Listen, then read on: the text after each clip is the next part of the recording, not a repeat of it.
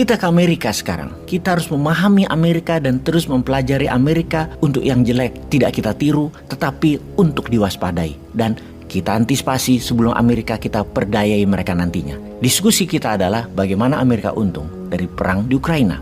Informasi kali ini adalah untuk mencontoh pada saat nanti Indonesia tidak lagi dikelola old mind, di mana Indonesia pasti arahnya akan menjadi negara pengendali dunia atau global player. Indonesia bukan lagi seperti yang dikelola old minder, hanya dijadikan sebagai negara pasar produk negara besar. Atau Indonesia hanya jadi negara yang disedot sumber daya alamnya sampai habis. Hingga suatu saat nanti anak cucu kita terheran-heran karena sudah kekayaan alamnya habis, yang tersisa buat Indonesia hanya hutang yang menumpuk. Anak cucu kita pasti teringat, era siapa yang melakukan hal itu semua. Bener deh, anak cucu kita akan kita ceritakan apa yang mbah-mbahnya lakukan atau opung-opungnya lakukan dulu di masa old mind yang menghasilkan keanehan namun nyata. Anehnya bagaimana?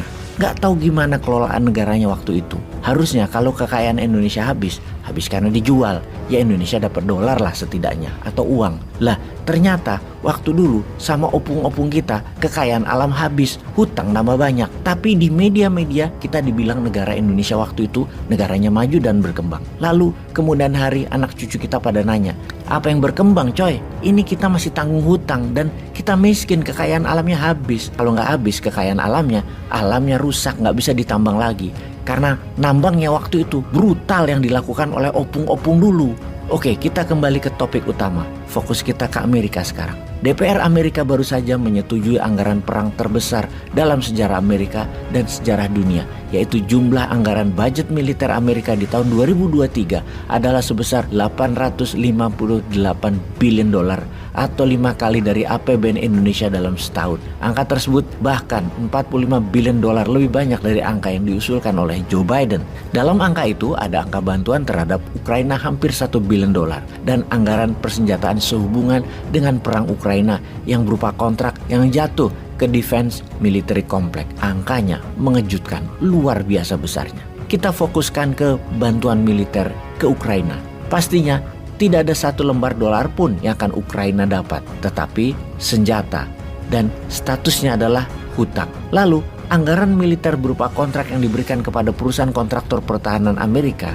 Oke, ini kita harus jelaskan dulu. Kita mundur ke bulan September tahun ini, di mana ada angka 311 juta dolar diberikan pemerintah Amerika kepada perusahaan Raytheon dan Lockheed Martin yang merupakan perusahaan kontraktor pertahanan terbesar di Amerika untuk membuat misil Javelin yang akan dikirim ke Ukraina. Kemudian di bulan Desember ini, minggu lalu, Raytheon dapat lagi kontrak untuk misil jarak jauh dari darat ke udara senilai 1,2 billion dolar untuk Ukraina. Dan setiap kontrak pertahanan mereka, harga saham mereka melejit naik. Nilai saham meningkat dan kekayaan naik pesat didapat dari konflik, dari darah yang tertumpah, dari perang Ukraina. Bahkan ketika perang baru mulai, banyak anggota DPR Amerika membeli saham-saham perusahaan defense kontraktor ini dan menjadi kaya dalam seketika.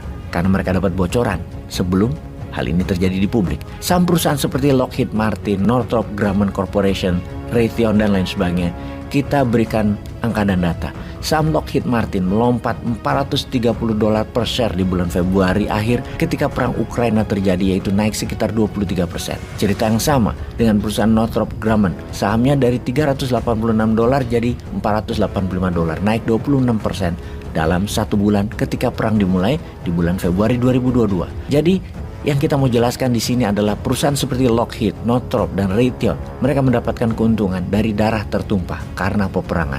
Sebuah hal yang kejam, sadis, namun didukung oleh pejabat di sebuah negara yang mengaku sebagai polisi dunia. Bahkan ada kalimat yang diucapkan jauh-jauh hari sebelum perang Ukraina terjadi. Sekali lagi, jauh hari.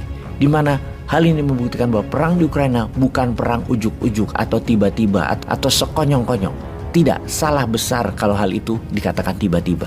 Bahkan bosman yang nobody aja sebulan sebelum Rusia menyerang Ukraina sudah mengatakan pasti Rusia masuk Ukraina dalam waktu dekat.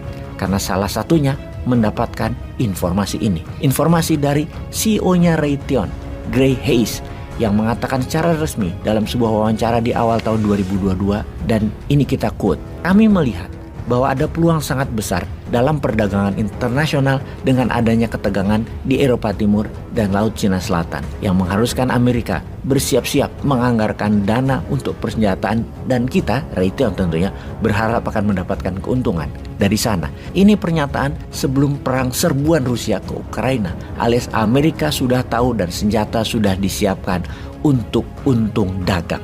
Defense kontraktor Amerika itu mendapatkan keuntungan dari konflik, dari perang, dari kerusakan, dari tumpah darah. Perang menguntungkan pemegang saham, investor, dan perusahaan alat perang memberikan 25% kontribusi untuk APBN Amerika. Perang adalah create demand negara Amerika. Dagang dan perang itu jadi APBN muter dan APBN untung. Bukan hanya memajaki rakyat ala negara cupu. Secara kejahatan kemanusiaan adalah perusahaan kontraktor yang dagang itu ternyata untung terus. Bahkan sampai Desember, saham mereka masih terus naik.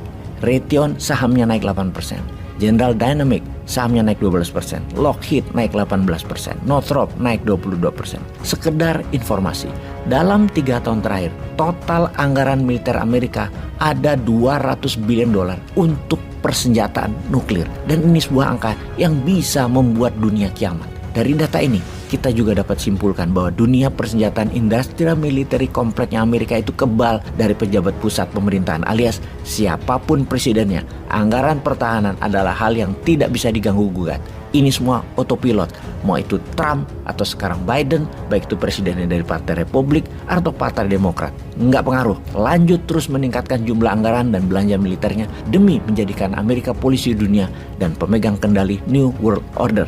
Semua harus takut dan tunduk atas skenario Amerika. Sahabat, jadi apa kesimpulan yang kalian dapat dari informasi kali ini? Apa yang Indonesia harus lakukan kelak? Kalau yang sekarang sudah buat apa untuk Indonesia menjadi pemain global?